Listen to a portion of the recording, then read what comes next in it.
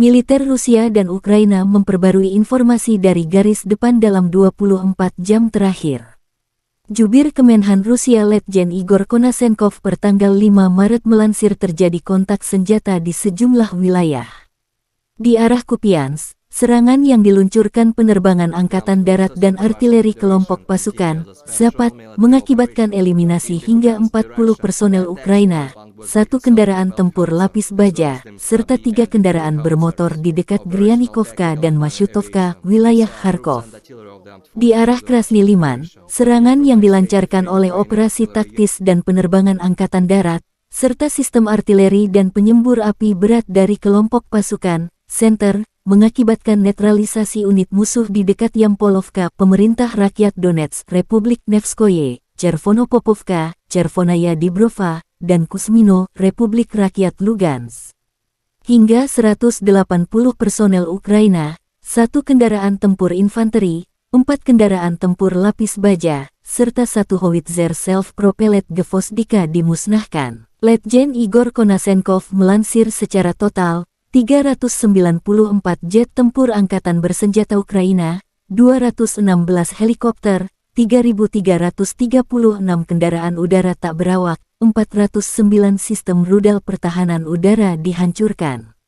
Termasuk 8.162 tank dan kendaraan tempur lapis baja lainnya, 1.050 kendaraan tempur yang dilengkapi dengan MLRS, 4.282 senjata artileri lapangan dan mortir, serta 8.746 unit khusus kendaraan militer dihancurkan sejak awal operasi militer khusus. Dari kubu Kiev, militer Ukraina merilis rekaman video Brigade Mekanik ke-66 Angkatan Darat Ukraina menggempur pos pengintaian pasukan Rusia. Lokasi tak disebutkan. Serangan Ukraina tepat sasaran dipandu drone pengintai. Asap tebal ke udara sesaat setelah serangan Kiev tiba di sasaran. Militer Ukraina juga melansir total 930 prajurit Rusia dinetralkan dalam 24 jam terakhir, termasuk 5 tank dan kendaraan lapis baja pengangkut personel. Secara total, Angkatan bersenjata Rusia sudah kehilangan 153.120 prajurit sejak awal konflik, termasuk 3.414 tank, 302 jet tempur hingga 298 helikopter. Konflik Rusia-Ukraina memasuki hari 378, belum ada tanda-tanda perdamaian. Бажаю здоров'я, шановні українці. Сьогодні завершується перший тиждень нової весни, і важливо зробити кілька змістовних наголосів на тому, що саме вдалося зробити за цей тиждень, зробити для України. Відбулася масштабна конференція за участі багатьох наших партнерів, правників України, всієї Європи, всього світу. United for Justice – об'єднані заради справедливості. Крок за кроком ми йдемо до того, щоб забезпечити повну відповідальність держави-терориста за скоєне проти нашої держави, проти наших людей.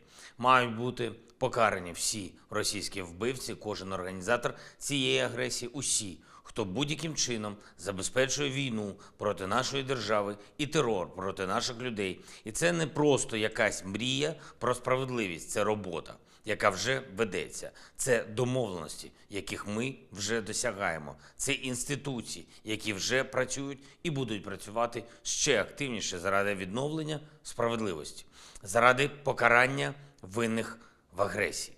Світ достатньо сильний, щоб покарати Росію за війну, і ми дамо світу достатньо сміливість та достатній інструментарій, щоб покарання відбулось. Щотижня додається впевненості у цьому. І я дякую всім нашим партнерам, які допомагають будувати мережу юридичної взаємодії, щоб відповідні вироки все ж прозвучали і були реалізовані.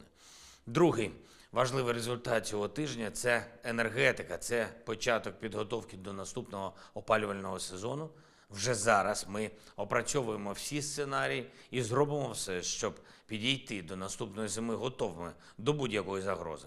За півроку наші енергетики, урядовці, сектор безпеки і оборони та усі, хто залучений до виконання відповідних завдань, мають зробити цілком конкретні речі.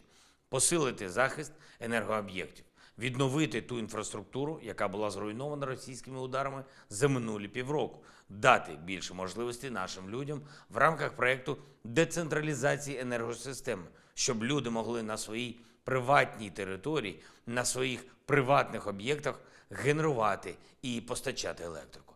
Це велика робота, вона вже почалась. Третій результат, який хотілося би відзначити – міжнародні відносини.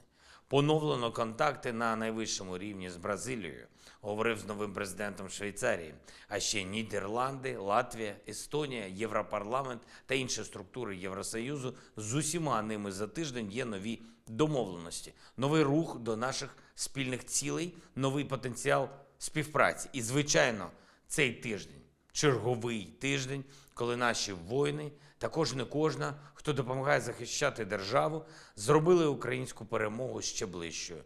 Відбивали штурми, знищували окупанта, підривали ворожі позиції і логістику, берегли наші кордони і міста. І я дякую кожному і кожній, хто зараз в бою. Дякую всім, чиє життя дає порятунок життя України. Особливо відзначую сьогодні за хоробрість, міцність та незламність воїнів, які б'ються на Донбасі. Одна з найтяжчих битв, болісна і важка. 93-я окрема механізована бригада «Холодний Яр», 77-ма окрема аеромобільна бригада, 56-та окрема мотопіхотна бригада, 5-й окремий штурмовий полк, а ще наші нацгвардійці, прикордонники, 3-я бригада оперативного призначення Нацгвардії, Донецький, Луганський, Краматорський прикордонні загони і зведені загони Дозор, Волинь, Чернігів. Дякую, хлопці. Дякую усім армійцям, гвардійцям, прикордонникам, які захищають нашу державу на Бахмутському, Вугледарському, Авдіївському, Сіверському, Сватівському, Лиманському та Запорізькому напрямках. Дякую і кожному волонтеру, який допомагає нашим хлопцям зберігати стійкість. Дякую всім нашим лікарям, медичним сестричкам, які рятують життя і здоров'я наших бійців. Вже готуємо і новий тиждень, будуть нові результати для України. Вистоїмо, виженемо окупанта, покараємо їх. Україна переможе. Слава Україні! Terima kasih sudah nonton.